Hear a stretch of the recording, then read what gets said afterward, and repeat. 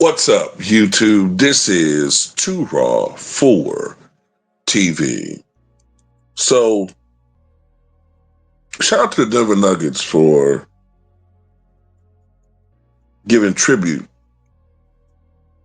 to Russell Westbrook during yesterday's game against the Sacramento Kings. Of course, Russell Westbrook played there last year and gave his all.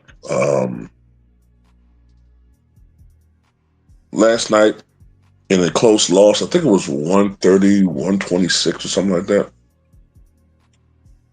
In a close loss to the Denver Nuggets, Russell Westbrook had 23 points and 10 assists as a starter. And Russ seems to be the ticket right now as far as being a starter for the Sacramento Kings. Now, I want to say this before I go further. Going into this season, and this is what the La Media does, right? Going into this season, nobody had the Sacramento Kings as being a contender in the West. Matter of fact, when you look at the history of Zach LaVine, who's done nothing but put up empty stats his entire tenure, especially with Chicago.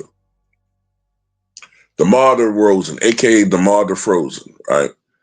Perennial playoff choke artist. Improved his game in playing in San Antonio, but when he was there, San Antonio was losing.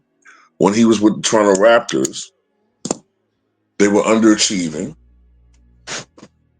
And when the Chicago Bulls, they were underachieving for the most part. So these guys don't have a history of winning at all. Putting up big numbers, but empty stats. Empty calorie numbers, as I call it, right? So, going back to my point, nobody expected the Kings to do anything. But as soon as Russell Westbrook signs with the Kings, all of a sudden now, you start seeing all these, podcasters, and you start seeing all these people sign up to the Hate on Russell Westbrook ledger. And they were showing pictures of Russell Westbrook, always a thumbnail of Russell Westbrook, and how the Kings are going to be a disaster, as if somehow his signing is what's going to doom the team. Because they knew that the Kings were going to be a team that's going to lose, because they're just not a really good team, man. They're not.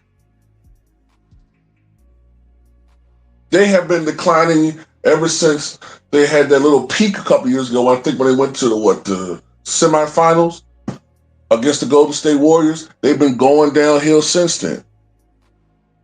They traded De'Aaron Fox last year, right? But anyway, you can't blame Russell Westbrook because he's been balling. At age 37, in his 18th NBA season,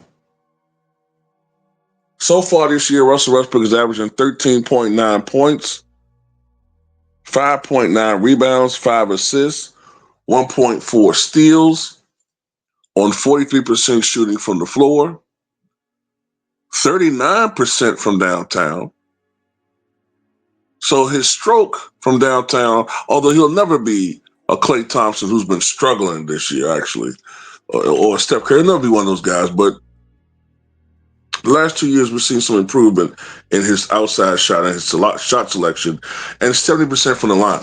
But ever since he's become a starter, his numbers have been much more impressive, including last night's game.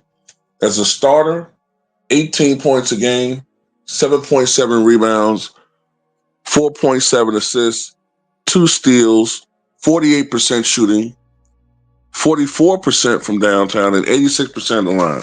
That's another point I want to make. Russell Westbrook is one of those guys who's a rhythm player, and he's one of these guys that needs the basketball in his hands to get into a rhythm. He needs to get into the flow of the game to get into a rhythm.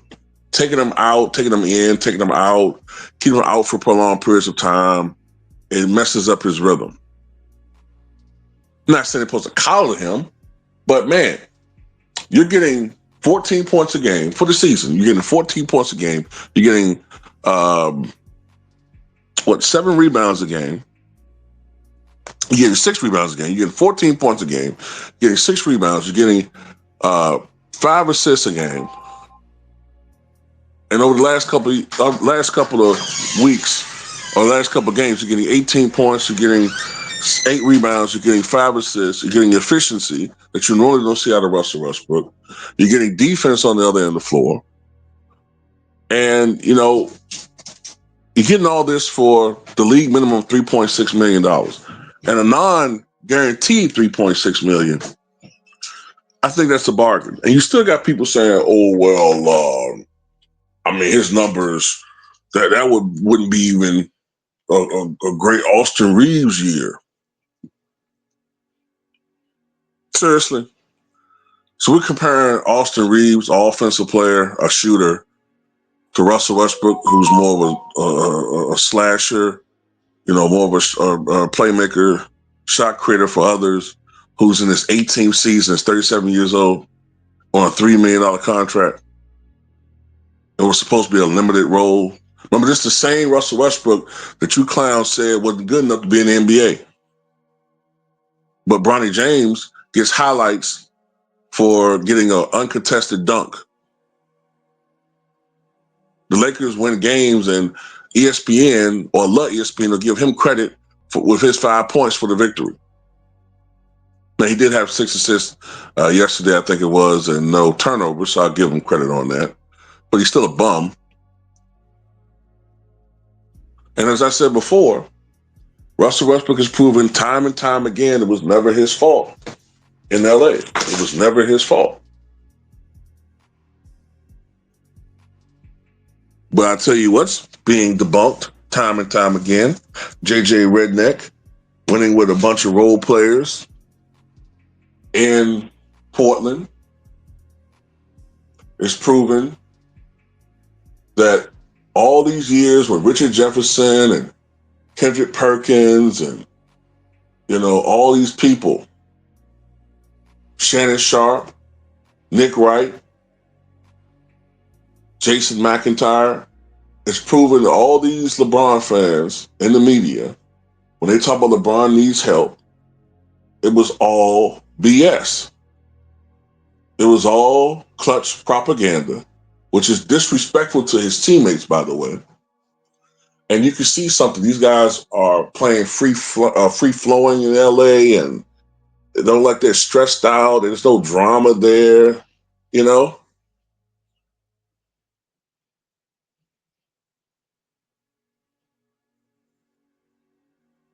So it looks like the ball hog was the problem all the time.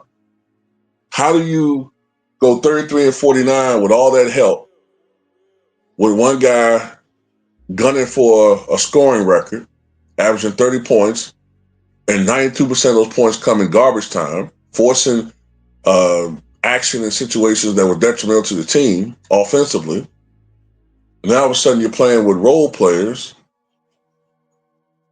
when Austin Reeves and Luka are out, and yet they're 6-2. How you like that?